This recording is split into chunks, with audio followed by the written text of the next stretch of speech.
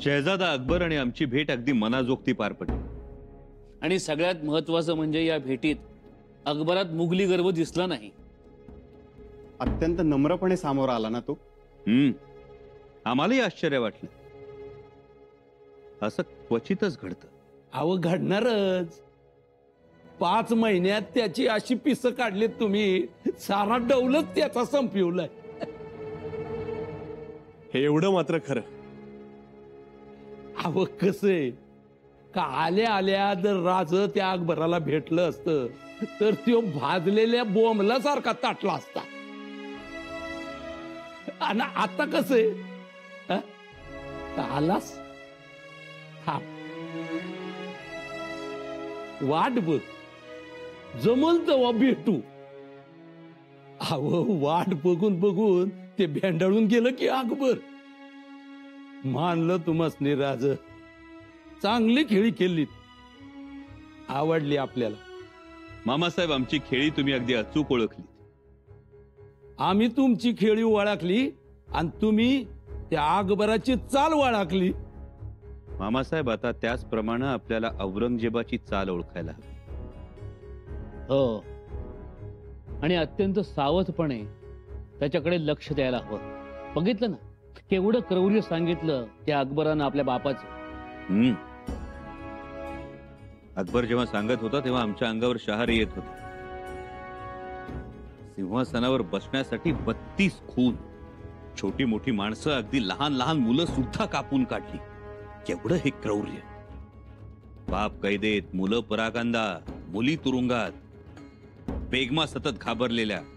जर घरातली माणसंच सुखी नसतील तर हा कुठला शहंशाह आणि कशाचा शहंशाह? तरी सुद्धा किती अट्टहास, केवढा त्रागा. ते म्हणतात नव, माग न पुढं न गोसावी रड, तशी गत आहे त्या औरंग्याची. माग पुढं नाही मामासाहेब, आता औरंगजेबाची दुखरी नस आपल्या हातात आहे. शहजादा अकबर. आणि ही आपल्यासाठी फार मोठी जमेची बाजू आहे. या अकबराला आघाडीवर ठेवायचा आणि औरंगजेबावर नाराज असलेले सरदार आपल्या बाजूने वळवायचे. वळणार महाराज, कारण औरंगजेबाबरोबर नाराज लोक खूप आहेत. शिवाय आणखी एक पराक्रमी धुरंधर वीर आपल्या सोबत आहे, राणा दुर्गादास राठोड. दुर्गादासजी आपली भूमिका राजपूतांना समजावून सांगतील. या लढाईत राजपूत आपल्या बाजूला असणं आवश्यक आहे.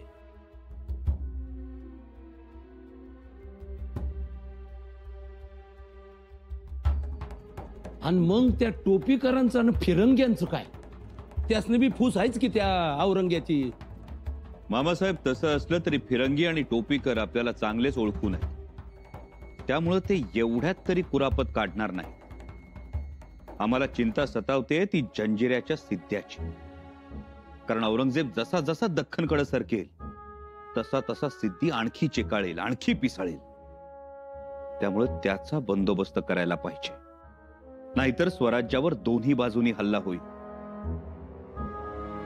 राजन, दोनों तरफ से संकट. होय कविराज, पण त्या संकटाचा मुकाबला आपण करू शकतो. कारण आपल्याकडे सिंधुदुर्ग आहे, पद्मदुर्ग आहे. पण औरंगजेब दख्खनमध्ये पोहोचण्यापूर्वी जंजिरा जर आपल्या हाती आला तर औरंगजेब आणि त्याच्या फौजेवर आणखी दबाव वाढेल. अहो मग वाट कसली बघताय महाराज? घेऊया की. घेऊ. मामासाहेब, जर जंजिरा स्वराज्यात आला तर आपलं आरमार अजिंक्य होईल आणि आबासाहेबांचं स्वप्न सुद्धा पूर्ण होईल. म्हणून जंजिरा घ्यायचाच. हमारी औलाद बागी अकबर काफिरों से जा मिलता है, मुगलिया सल्तनत का नाम नीचा करता है. अरे जब खुद की औलाद में गैरत नहीं है तो दूसरों का तो हौसला बढ़ेगा ही ना. जो हुआ ये बिल्कुल अच्छा नहीं हुआ. लेकिन जहांपनाह, वजीर सल्तनत, जंग करने का वक्त आ ही गया है. अब खुद उतरेंगे जंग में. मुगलिया सल्तनत की खिदमत में एक और जंग सही. अबूजान, इस उम्र में आप? नहीं अबूजान, किस्मत किस्मत की बात है बेटी जीनत। अगर औलाद नादान निकले तो क्या किया जाए। हमारी औलाद नादान है, बेईमान है। हमारी किस्मत में लिखा है इस उम्र में जंग तो लड़ेंगे। अब्बू जान रेगिस्तान की रेत हमारी पुरानी महबूबा रही, वो भी भरी जवानी में। बहुत जंग लड़े हैं और उस रेत ने हमें ये सारे जंग जिताए भी हैं। कोई बात नहीं, इस ढलती उम्र में हम दक्कन की चट्टानों से मोहब्बत करेंगे, उसे यारी निभाएंगे। किस्मत में यही लिखा है तो यही करेंगे। और क्या खबर है वजीर आलम? जहांपना, उन दोनों ने आपके खिलाफ जंग का ऐलान किया है। जंग का ऐलान?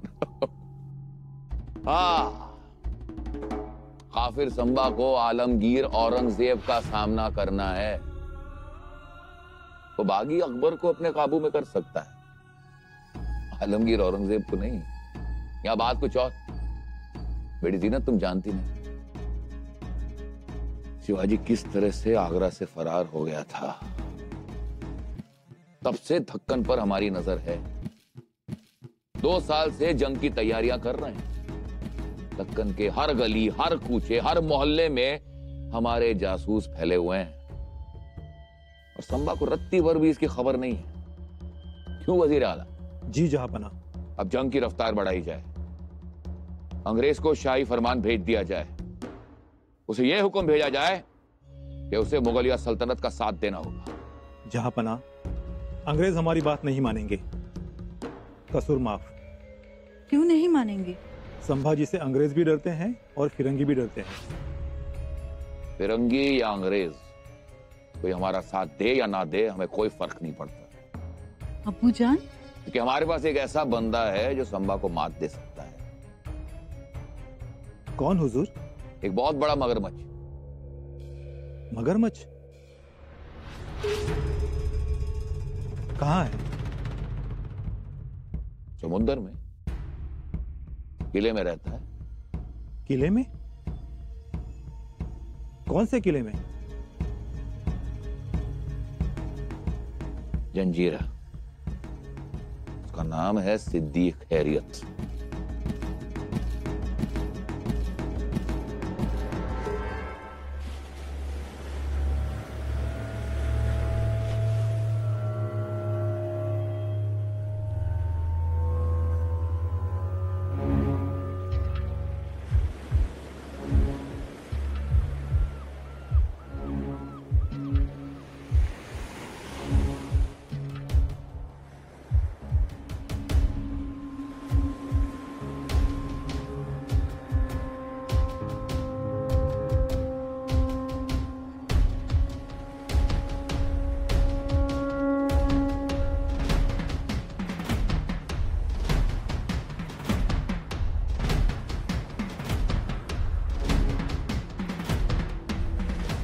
खबरदार किसी ने इसकी मदद की तो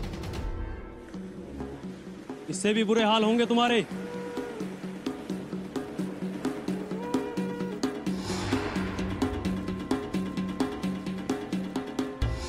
सोड़ा। क्या नाम है तेरा? मैं तानाजी। और तुम्हारा? राजी। इन दोनों को लेके जाओ। अरे कुत्ते घेऊन जाता मैं सोडा। यहाँ के नौकर अब बूढ़े हो चुके हैं, वहाँ इन्हें डालो। नहीं असं करू नका माय बाप माझ्या पोरांना नेऊ नका माय बाप। आज से तानाजी होगा तनवीर और राय जी होगा रसूद। लेके जाओ। तानाजी, रायाजी, तानाजी। आई सरकार करत असं काय? अब गरीबांना मारू नका। लगान नहीं देना है तो तुम गरीब हो गए। तुम्हारे पास देने के लिए कुछ नहीं है, लेकिन हमारे पास देने के लिए ये है।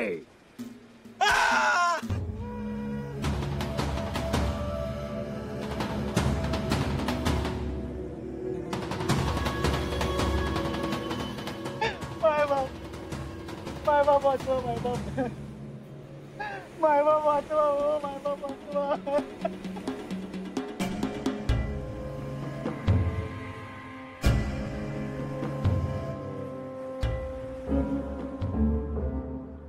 अहो राधा, अगं माझी बाय, काय करतीस? चल ना तू. अवा तुम्ही व्हा मोर. किती धावायचं? मी आता थांबते. अगं असं नको बाई करू राधा. पूर फुटल माझा. आणि जायचं कुठं? अगं शंभूराजांच्या स्वराज्यात जायचं. एकदा त्यांच्या स्वराज्यात गेलं ना ती भ्या नाही, कळलं ना? म्हणूनच म्हणतोय धावा. चल तू, चल चल चल. रुक जाओ. भागने की कोशिश की तो है शमशेर. दया करा हुजूर, दया कर. माझी लेक आहे ती. लड़की तेरी मगर मालिक की हमारी है. चलो हटो. आई बाबा सोडा मला. सोडा. राधा राधे सोडा मला. चलो उठाओ. लड़की जवान है. राधा राधा. मालिक सिद्दीक खैरियत आज हम पर खैरात करेंगे. चलो. नाही सोडा मला. सोडा मला. राधा.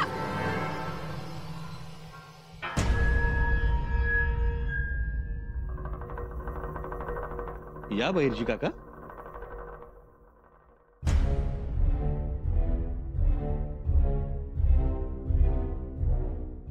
महाराज गायक येतच नव्हते. बराच वेळ बाहेरच उभे होते.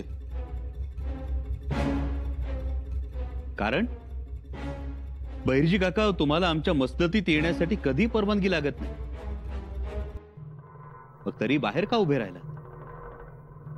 बहिर्जी काका, काय झालं? बहिर्जी काका, अहो या बसा. अहो बसा ना.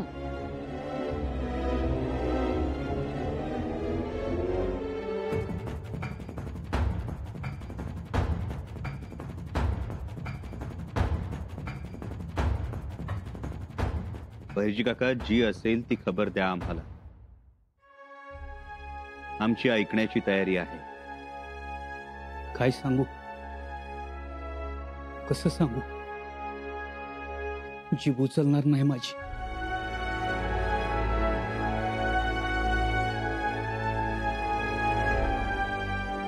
बेशक पुन्हा. महाराज, अत्याचाराचा कहर झालाय नुसता हप्सानात. सिद्ध्यानं अन्यायाची होळी पेटवली नुसती. काय?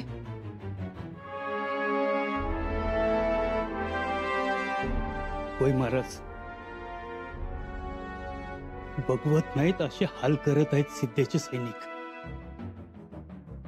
तरण्या बायका पोरींना उचलून जंजिरात घेऊन जात आहेत. बारक्या बारक्या पोरांना खच्ची करून खोजे बनवत आहेत.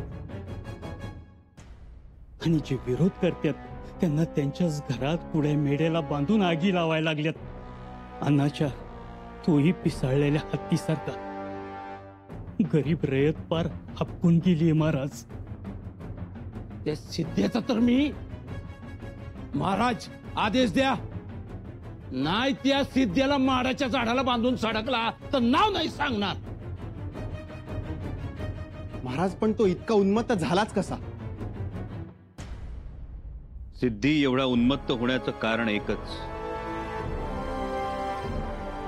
औरंगजेब. औरंगजेब स्वराज्याच्या रोखानं येतोय हे पाहूनच सिद्धीनं हा डर उत्पन्न केलाय. महाराज माफी असावी, परंतु उद्या फिरंगी आणि टोपीकरी असंच डोकं वर काढतील. काढणारच. होय महाराज, काय तो लवकर निर्णय घ्या आता. आज तो इतका उत्मात करतोय, उद्या औरंगजेब जवळ आला तर तो 10 पटीनं उत्मात करील. आम्ही ते जाणून आहोत. या धोक्याची आम्हाला आधीच कल्पना होती, म्हणूनच जंजिरा घेण्याचं म्हणत होतो आम्ही. पण आता सिद्धी जागा झाला.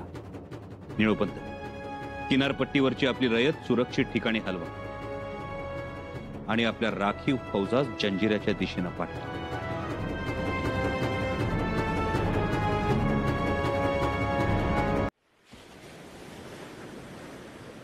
आई ग, काय झालं बाळा? आई मला भ्या वाटते. लपव की कुठेतरी.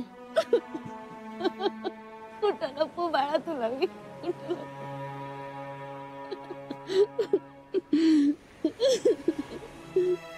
तुला पाठीला बांधून बुरजावरून उडी मारली तर खाली खोल खोल समुद्र आहे आणि इथे समधीकडे राक्षस आहे, त्या नजर ठेवून आहे त्या आपल्यावर. लपू तर कुठे लपू तुला मी, कुठे लपू? राजांच्या राज्यात समधी सुखी असतात, मग आपलंच काय हाल? शंभूराजे येतील का गाई? येत्याल, शंभूराजे येत्याल आणि या राक्षसाच्या लंकेचा नायनाट करतील ते.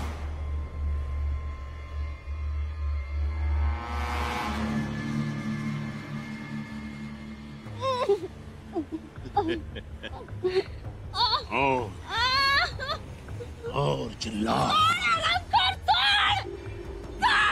तुम्हारा संभाजी तुम्हें बचाने के लिए नहीं आएगा, और पुकारो तुम्हारे रहनुमा संभा को. ले जाओ इन्हें. सोड मजाईला. तुम भी हो, बड़े खूबसूरत हो. इसकी मर्दानी ताकत खत्म कर दो, हिजड़ा बना दो इसे.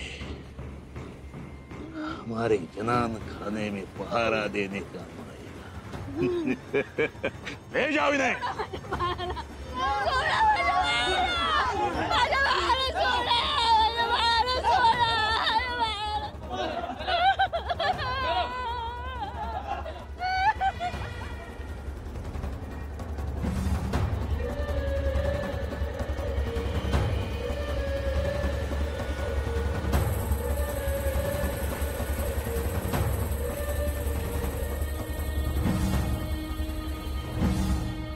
महाराज क्षमा असावी, परंतु फौज पाठवून आणि रयतेला सुरक्षित ठिकाणी हलवून आपण काय साधणार आहोत? त्यानं फार काही साधलं नाही निळोपंत, तरी आपली रयत मात्र सुरक्षित राहील. पण महाराज, ह्यो काय त्या सिद्धेच्या अन्यायावरचा उतारा नव्ह.